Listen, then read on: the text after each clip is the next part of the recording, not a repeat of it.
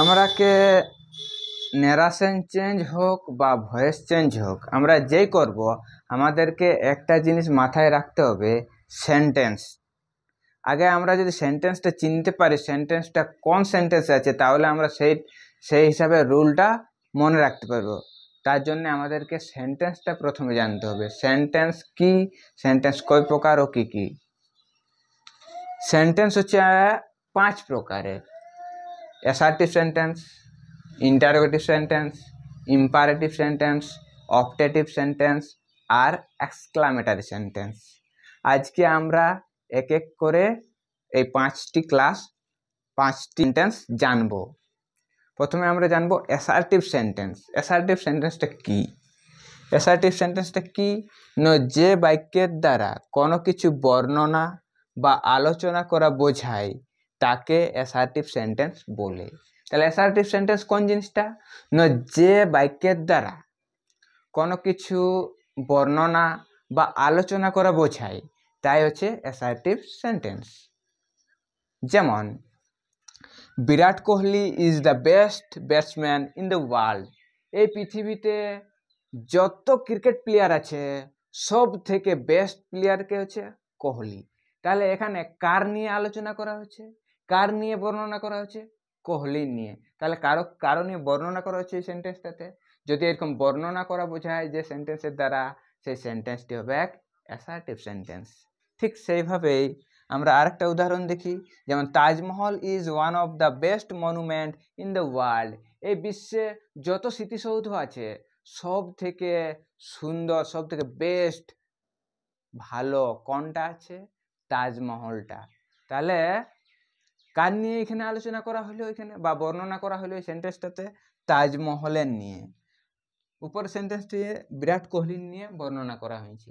তাহলে যে বাক্যে বর্ণনা বা আলোচনা করা বোঝাবে সেই বাক্যটি হবে এক অ্যাসার্টিভ সেন্টেন্স। আর অ্যাসার্টিভ সেন্টেন্সের শেষে ফুল স্টপ হয়। এরপর আমরা 2 নম্বর সেন্টেন্সটি দেখব। আমরা 2 নম্বর সেন্টেন্সটি কি বলে? না, ইন্টারোগেটিভ সেন্টেন্স। ইন্টারোগেটিভ সেন্টেন্স কি? যে বাক্যের দ্বারা কোনো কিছু প্রশ্ন করা বা জিজ্ঞাসা করা বোঝায় সেই বাক্যটি হচ্ছে ইন্টারোগেটিভ সেন্টেন্স। তাহলে ইন্টারোগেটিভ সেন্টেন্স কি? প্রশ্ন করতে বা জিজ্ঞাসা করতে ব্যবহার করা হয়। এই সেন্টেন্সটি শুরু হতে পারে কি কি দিয়ে? এই সেন্টেন্সটি শুরু হতে পারে টু বি ভার্ব দিয়ে, হ্যাজ ভার্ব দিয়ে, হ্যাভ ভার্ব দিয়ে বা হ্যাড ভার্ব দিয়ে বা মডেল ভার্ব দিয়ে সেন্টেন্সটি শুরু হতে পারে। যদি এরকম ওই ভার্ব দিয়ে সেন্টেন্সটি শুরু হয় তাহলে আমাদেরকে বুঝে নিতে হবে যে সেন্টেন্সটি ইন্টারোগেটিভ সেন্টেন্স। যেমন, are you ready to play? তুমি কি রেডি আছো খেলার জন্য? দেখো এখানে আর ভার্বটি দিয়ে শুরু হয়েছে, তাহলে সেন্টেন্সটি ভার্ব দিয়ে শুরু হয়েছে। যদি সেন্টেন্সটি ভার্ব দিয়ে শুরু হয় তবে জানতে হবে সেন্টেন্সটি ইন্টারোগেটিভ সেন্টেন্সে আছে। আরেকটা জিনিস কি, ইন্টারোগেটিভ সেন্টেন্স মনে রাখার সব থেকে বড় সহজ পদ্ধতি হচ্ছে সেন্টেন্সের শেষে জিজ্ঞাসা চিহ্ন থাকবে। কি বলা হচ্ছে? সেন্টেন্সের শেষে জিজ্ঞাসা চিহ্নটি থাকবে। আমরা যদি সেন্টেন্সটি না বুঝতে পারি কিন্তু আমরা শেষে জিজ্ঞাসা চিহ্নটি দেখেও আমরা বুঝতে পারবো যে সেন্টেন্সটি ইন্টারোগেটিভ সেন্টেন্সে আছে। আবার কোনো কোনো ক্ষেত্রে WH ওয়ার্ড দিয়েও কিন্তু সেন্টেন্সটি শুরু হতে পারে। যদি WH ওয়ার্ড দিয়েও যদি সেন্টেন্সটি শুরু হয় তাহলে আমাদেরকে বুঝে নিতে হবে যে সেন্টেন্সটি ইন্টারোগেটিভ সেন্টেন্স। যেমন WH ওয়ার্ড দিয়ে শুরু হতে পারে, যেমন হোয়াট ইজ ইয়োর নেম? তোমার নাম কি? What is your name? তোমার নাম কি? তাহলে এখানে কি হোয়াট, এই WH ওয়ার্ড দিয়ে শুরু হয়েছে। তাহলে ওয়ার্ড দিয়ে শুরু হয়েছে সেন্টেন্সটাই আমরা জানবো এটি ইন্টারোগেটিভ সেন্টেন্স। আরেকটা জিনিস কি, দেখো সেন্টেন্সের শেষে কি আছে? জিজ্ঞাসা চিহ্নটি রয়েছে। তাহলে সেন্টেন্সের শেষে জিজ্ঞাসা চিহ্ন থাকবে আর সেন্টেন্সটি ভার্ব বা WH ওয়ার্ড দিয়ে শুরু হবে। ইন্টারোগেটিভ সেন্টেন্সের সেন্টেন্সটি ভার্ব বা WH ওয়ার্ড দিয়ে শুরু হবে। এবার কিছু কিছু ছেলে বলছে WH ওয়ার্ডটি কি? WH ওয়ার্ড হচ্ছে যে ওয়ার্ডগুলা WH দিয়ে শুরু হয়। যেমন দেখো এখানে WH ওয়ার্ড আমরা লিখেছি, এগুলো মনে রাখতে হবে। WH ওয়ার্ডগুলা প্রয়োজন আছে, সব ক্ষেত্রে প্রয়োজন আছে। আমরা যদি কোনো টেক্সচুয়াল প্রশ্ন উত্তর করি তাও আমরা WH ওয়ার্ড পাবোই। এটা আমাদের জরুরি বটে এটা মুখস্থ করা, তাই আমাদেরকে এটা প্রথমে মুখস্থ করতে হবে। যেমন হু, WH ওয়ার্ডের মধ্যে who, what, where, when, whose, whom, which, why, how. Who মানে কে, হোয়াট মানে কি, ওয়ের মানে কোথায়, হোয়েন মানে কখন, হুজ মানে কার, হুম মানে কাকে, হুইচ মানে কোনটি, ওয়াই মানে কেন, আর হাউ মানে কেমন ভাবে বা কত পরিমাণ। তাহলে আজকে আমরা কি জানলি, ইন্টারোগেটিভ সেন্টেন্স।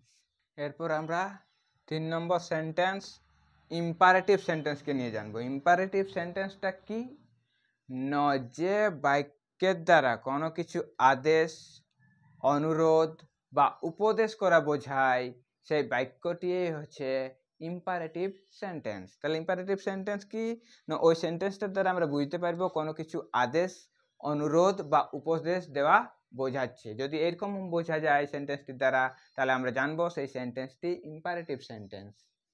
যেমন আদেশ, আদেশ কি না, আদেশ সবসময় গলার আওয়াজটা উচ্চ স্বরে হয়। যেমন স্ট্যান্ড আপ, দাঁড়াও, অফ দ্য লাইট, লাইটটা বন্ধ করো, ক্লোজ দ্য ডোর, দরজাটা বন্ধ করো, দরজাটা বন্ধ করো। তাহলে কি আদেশ করা বোঝাচ্ছে, তাহলে আদেশ করা বোঝালে সেন্টেন্সটি কি হবে, ইম্পারেটিভ সেন্টেন্স হবে।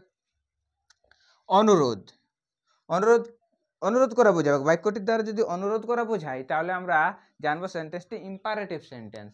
আর অনুরোধ করা সেন্টেন্সটি প্লিজ, প্লিজ বা কাইন্ডলি দিয়ে শুরু হতে পারে, প্লিজ বা কাইন্ডলি দিয়ে শুরু হতে পারে। যেমন please give me a glass of water, দয়া করে আমাকে এক গ্লাস জল দাও।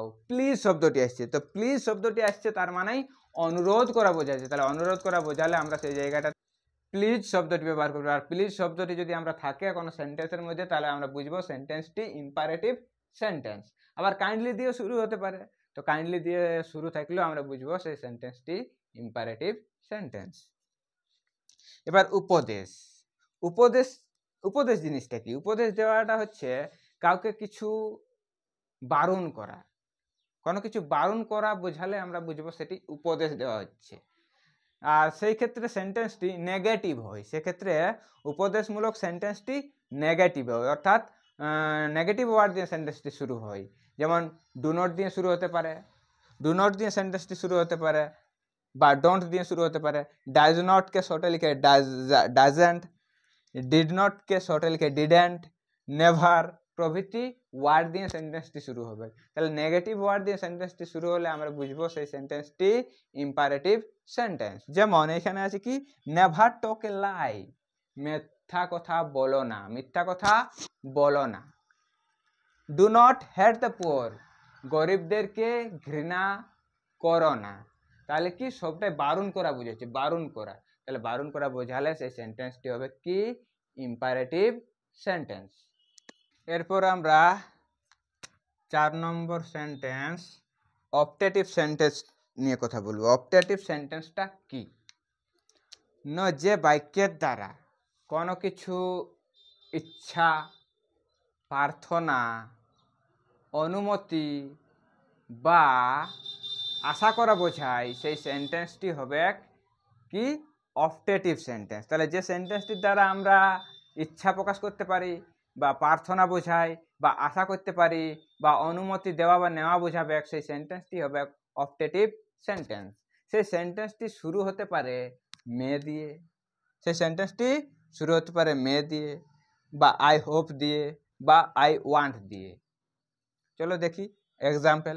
অনুমতি, অনুমতি, অনুমতি বোঝাচ্ছে। যেমন may I come in sir, আমি কি ভিতরে ঢুকবো স্যার, স্যারকে পারমিশন নিচ্ছে, তাহলে অনুমতি বোঝাচ্ছে। তাহলে অনুমতি বোঝালেও সেই সেন্টেন্সটি কি সেন্টেন্স হবে, ইম্পারেটিভ সেন্টেন্স। এবার ইচ্ছা, ইচ্ছা প্রকাশ করা। যেমন I want to meet mister Virat King Kohli, আমি, আমার কি ইচ্ছা, আমার ইচ্ছা আছে বিরাট কোহলির সাথে দেখা করা। তাহলে আমার ইচ্ছা বোঝাচ্ছে। তাহলে ইচ্ছা, আমরা যে সেন্টেন্সটির দ্বারা ইচ্ছা প্রকাশ করা বোঝাই, সেই সেন্টেন্সটি হবে অপটেটিভ সেন্টেন্স। এবার আশা করা বোঝাচ্ছে, আশা করা। যেমন I hope this year RCB will win the trophy, তাহলে আমরা আশা করছি, আমরা সমস্ত আরসিবিয়ান ফ্যান আশা করছি কি এইবার 2025-এ আমরা আইপিএল ট্রফিটা জিতবো। তাহলে আশা করা বোঝালো, আমরা সেই জায়গাটাতে সেইটি অপটেটিভ সেন্টেন্স বলবো। প্রার্থনা করা, যেমন মে গড ব্লেস ইউ, ভগবান তোমার মঙ্গল করুক। তাহলে আমরা এই ওয়ার্ডটির দ্বারা কি বুঝছি, সে প্রার্থনা করা বোঝাচ্ছে। তাহলে প্রার্থনা করা বোঝালে আমরা সেই সেন্টেন্সটি অপটেটিভ সেন্টেন্স করব। কি করব? Optative sentence. এবার 5 নম্বর সেন্টেন্স আমরা এক্সক্লামেটরি সেন্টেন্স নিয়ে জানব। এক্সক্লামেটরি সেন্টেন্স কি? যে বাক্যের দ্বারা বিস্ময় হওয়া বা অবাক হওয়া বা আশ্চর্য হওয়া বোঝাবে, সেই বাক্যটি হচ্ছে এক্সক্লামেটরি সেন্টেন্স। তাহলে এক্সক্লামেটরি সেন্টেন্সটা কি? না ওই সেন্টেন্সটার দ্বারা আশ্চর্য হওয়া বোঝাবে বা অবাক হওয়া বোঝাবে বা বিস্ময় হওয়া বোঝাবে। তাহলে আর সেই ক্ষেত্রে সেন্টেন্সটির মধ্যে একটা চিহ্ন থাকবে, এই চিহ্নটা থাকবে। এই চিহ্নটির নাম হচ্ছে কি? বিস্ময়সূচক চিহ্ন। তাহলে এই চিহ্নটি থাকবে। যদি আমরা এই চিহ্নটিকে কোনো সেন্টেন্সের মধ্যে দেখতে পাই, তাহলে আমরা জানবো সেই সেন্টেন্সটি এক্সক্লামেটরি সেন্টেন্স। যেমন hurray we have on the match, hip hip hurray. দেখবে আমরা খেলে জিতে আসার পরে হিপ হিপ হুররে বলি। তো এই হিপ হিপ হুররেটা কিসের চিহ্ন? না আমরা জিতার এনজয়মেন্টটা দেখাবার জন্য আমরা হিপ হিপ হুররে দিই। তাহলে আমরা এই সেন্টেন্সটি হচ্ছে কি? একটি এক্সক্লামেটরি সেন্টেন্স। যেমন alas my uncle is die today. Alas মানে হচ্ছে দুঃখ। কি দুঃখ? আজকে আমার কাকা মারা গেল।